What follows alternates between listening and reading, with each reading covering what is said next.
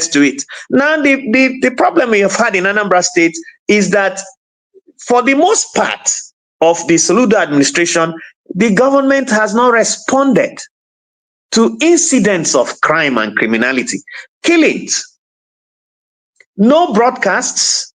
The government has not addressed some of the killings, and people are angry. I wrote most of Obiano's speeches, and I know how many broadcasts I wrote for Obiano. I know that when COVID-19 was going on, we were briefing in Anambra on a weekly basis, and on a weekly basis, I had to write a new situation so that people will know how the state government was reacting to the pandemic.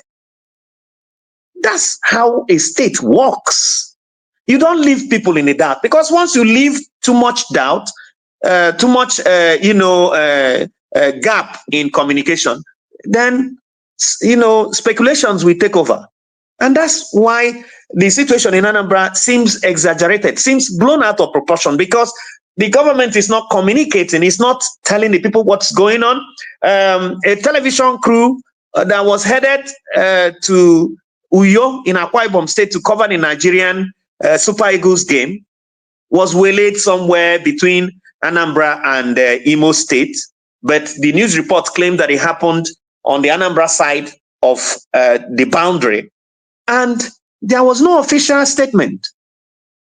There was no address for a crime of that magnitude involving people who were not even Nigerians, because the Super Sports crew, actually, these are South Africans. Super Sports is a South African broadcast station.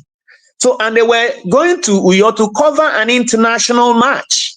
That sort of crime, you ought to speak out and say what happened, and then tell the people what the government is doing. The killing at, there have been so many such incidents that they failed to address. And that is what the issue is.